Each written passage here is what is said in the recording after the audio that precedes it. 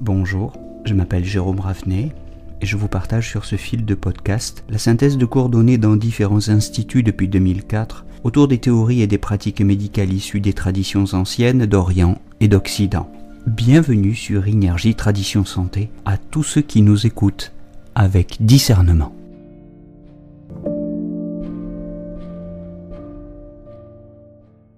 Parlons maintenant du point numéro 6 du méridien du poumon, le 6P, en chinois Krong Cui. Krong signifie trou, vide, cavité, et Cui signifie le superlatif, c'est-à-dire le plus. Bon, Krong Cui, le 6 poumon, où se situe-t-il ? Il est sur une ligne qui va du 5 poumons au 9 poumons. Il y a 12 tsun sur cet avant-bras, et le 6 poumons est à 5 tsun du 5P sur cette ligne qui va du 5P au 9P, je le rappelle, ou à 7 tsun en partant du 9 poumons. Petit rappel très rapide, le 5 poumons se trouve à l'extérieur du tendon du biceps brachial dans le pli du coude. Le 9P se trouve en avant de la tête de la styloïde radiale dans le petit trou, dans la petite dépression entre la tête de la styloïde radiale et la base du premier méta, celui du pouce.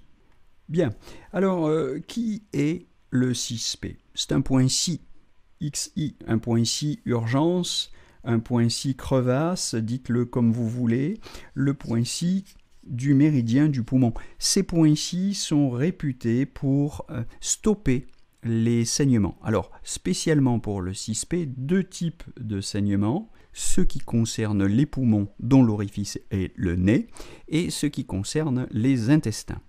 Alors par rapport à cette indication qui est absolument fondamentale, je pense que c'est d'ailleurs ce à quoi on peut résumer ce point, c'est le grand point des hémoptysies, c'est le point des hémorroïdes sanguinolents aussi, en vertu sans doute de la relation Bioli. Vous savez qu'il y a une relation Bioli entre le poumon et les intestins, donc il n'est pas si étonnant que ce point traite en même temps les saignements du poumon et des intestins. Alors, je l'identifierai par une huile essentielle, si vous voulez, qui peut venir en complément de cette poncture du 6P, c'est le cistelladanifère. Voilà une huile essentielle très peu toxique, très facile d'accès, que vous trouvez dans toutes les pharmacies et qu'il vaut absolument le coup d'avoir dans sa pharmacie familiale, surtout si on a des enfants, parce que c'est une huile très intéressante pour arrêter les saignements. C'est un hémostatique très intéressant. Le cistelladanifère. Voilà, donc c'est la raison pour laquelle je nommerai en français le 6P le point cistelladanifère. Alors trêve de plaisanterie, mais pour arrêter les saignements d'une façon évidemment plus efficace, il faut faire un diagnostic global, mais d'une manière générale, ce 6P peut s'utiliser selon la méthode du point unique pour les hémoptysies aiguës.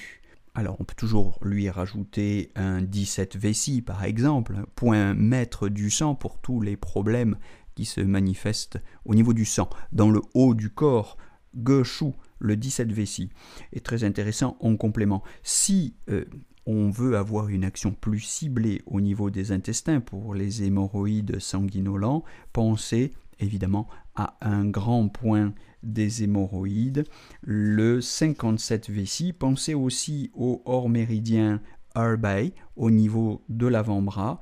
Ces deux points sont intéressants aussi pour traiter les hémorroïdes, en association donc avec ce 6 poumons. Je remarque que Philippe Sionneau dit quelque part que ce point est parfois utilisé en Chine selon la méthode du point unique pour traiter les asthmes. Alors évidemment pour les asthmes on pense surtout au hors méridien Dingchuan, mais le 6P peut avoir un certain intérêt. Je rappelle par comparaison que le 5P traite plutôt les hémoptysies dues à la chaleur plénitude ou à la chaleur vide du poumon, que le 6P traite les hémoptysies aiguës de type vide ou plénitude, et que le 10P traite les hémoptysies dues à la chaleur plénitude du poumon et à la chaleur plénitude de préférence. Voilà, mais pour toutes ces hémoptysies, je le redis encore une fois, pensez au cyste ladanifère et dans la mesure où il y a aussi beaucoup d'écoulement de sang, pensez à rincer avec du plasma de Quinton ou du chlorure de magnésium et pensez aussi à en boire du plasma de Quinton ou du chlorure de magnésium, de manière à reconstituer le sang si jamais les pertes sont abondantes. Mais le plasma de Quinton ou le chlorure de magnésium sont intéressants aussi comme antiseptiques pour nettoyer, pour purifier. Voilà, c'est tout pour cette présentation du 6 poumons et ces petites considérations annexes sur les hémoptysies. Je vous souhaite une belle journée et je vous donne rendez-vous à très bientôt. Je vous souhaite une belle journée à tous.